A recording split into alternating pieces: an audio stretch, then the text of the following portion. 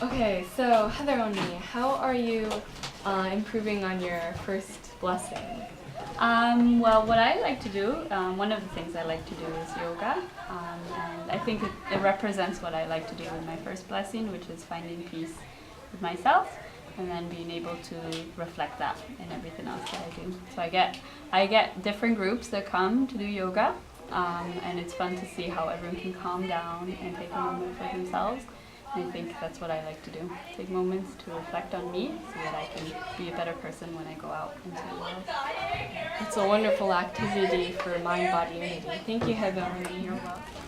Hi, I'm here with the one and only Aunt Debbie, and we're going to ask a question about the first blessing. So, through your experience, you're married, you have a child. How do you keep growing, like through yourself and through your family, on fulfilling the first blessing? Well, I think what I've learned is that we don't just start with the first blessing and then go to the second blessing and then go to the third blessing, but actually we're doing all three at the same time. And the first blessing is about your character becoming like God's. And I've been so stretched, by my relationship with my husband and my child and the work that I do. I always have to keep in mind that what I'm trying to do is I'm trying to love others the way God does. I'm trying to see other people the way God does. Any race, any nationality, any age group, it doesn't matter.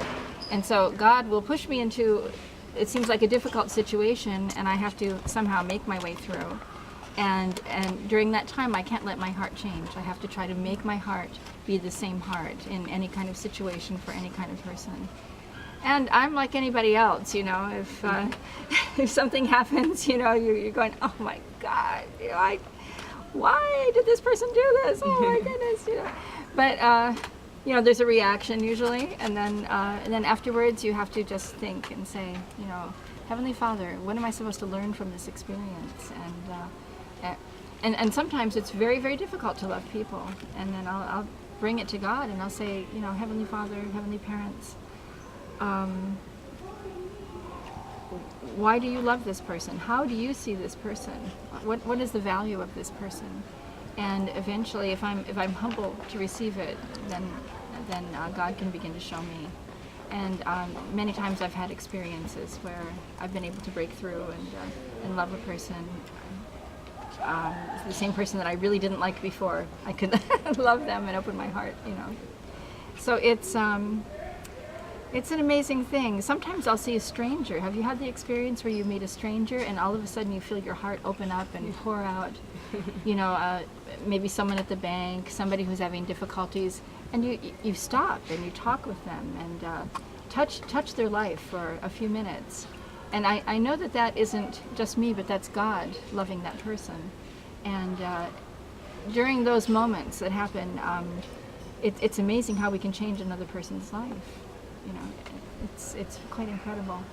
So God is a living God, and in our lifetime, I'm trying to make a connection with that living God and that living love, and that's how I'm trying to practice the first blessing.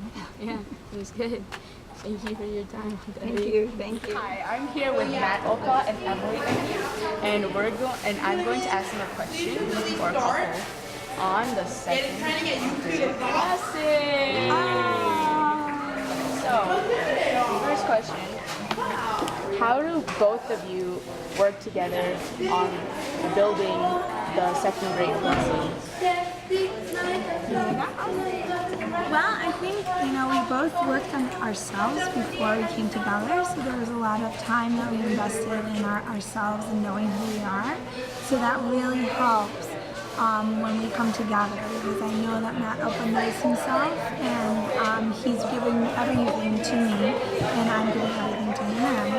So when it comes to working together, it's much easier because you know who you are, and that really helps build a stronger blessing. Well, to echo what you said, I think I really had to work on myself before I knew I was ready to take that next step. And it's a growing process even now. I mean, you still mastering that first blessing, second blessing. Has everyone ever really done it? You know? It's kind of a process, it's a learning process. Even with her, you know, I'm still learning new things about myself every day. So it's a growing process, and I know she's going through the same thing. She may not want to admit it. But yeah, it's a growing process, and every day, every month, every year, there's new things that come up, there's new challenges, and you know, I know that she has my back, and I actually know I have hers. You know, that's the big difference.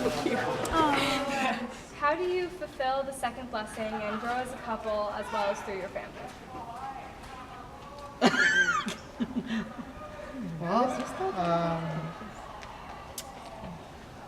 very tough question, right? Yeah. I don't want to scare you to getting married, but it's fun. Anything you want to add? Well, I would go with the practical side. You really have to get to know each other, and it's like, I think it's a journey till the end of the life to discover each other, to understand likes, dislikes, and you know how can support each other in something which you know is important for the other side, and then you know together we can achieve more, like you know, two heads more than one, right? Yeah. So yeah, you help each other, you support each other, you try to understand each other, and trust more to each other, learn that well, yeah, there is something. Yeah, I can see my husband has more, you know, as a man has more vision. So you're gonna learn it on your own experience, you know. As a women, we are like more on the ground. We are worried about practical things, about details. But the men, they see more like, you know, father. They see like what needs to be accomplished, like. But you are the one who's working on the steps. So put it together and it can be a great accomplishment. Yeah, I agree. Can I add something? Yeah, definitely. Something shocking? Something that you will cry? Okay. The blessing doesn't work. You wanna Okay. edit that? The blessing doesn't work. You're scared? What I mean, the blessing itself will not work. Yeah. You have to make it work. So just the fact that you receive the blessing is not, you know, it's just a beginning. Yeah. So, but you're the one who make it real, who make it become. So that's what he means. In other words, blessing is a concept, is an idea. Yeah. Unless you make it work, then the idea means nothing. So you make it real. Okay. So you are the real blessing. Okay. Thank you for your time. Thank you very much. Okay, so we're going to talk to Matt Oka about the third blessing. So, how do you fulfill the third blessing in your daily life and show responsibility to future? Well, that's, you know, the third blessing I feel is something that I really can bring joy to God. And, you know, growing up from a very young age, fishing has always been there for me. You know, I feel very connected to God, feel very connected to my family. And I think when God sees me with my family, doing something I'm passionate about, you know, that's really something that I can bring joy to God. And I feel every time I go out there, that's what I want to do. It's not about me, I'm looking at the big picture too. Thank you for your time. So we're here with our next interview. I think he doesn't want his name to be in because he's wanted by the FBI. So, so how do you fulfill the third blessing in your daily life? Well, the third blessing, it goes beyond that, because the third blessing is to have dominion over the creation, right? So right now, since the world is, according to the Bible, the world is ruled by Satan. And the divine principle says that dominion of this world, we have to retake it back. So the world is currently under the pangs of being ruled by evil forces. So hence the fact that you see it being destroyed. The forests are being destroyed, the air pollution, the water, everything's being destroyed. So the only way we can fulfill the third blessing is on an individual level right now, is you take care of your little area of earth. But eventually, if everyone does it, this world, there would be no more famine, right? Deforestation would stop, and basically, this would become the kingdom of heaven on earth if everyone were to take care of the creation instead of exploiting it.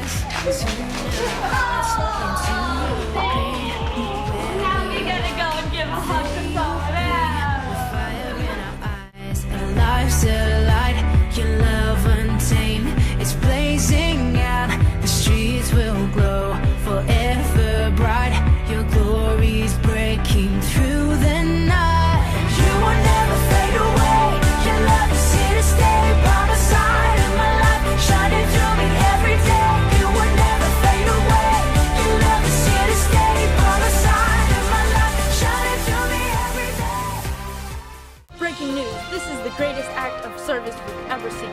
Come on. So, how did it feel? Well, service! How are you working on your first blessing in your daily life? No. No? That was a great answer by Katya. Thank you. Oh, she said it before. I love you. No. Katya, I love you. I love you.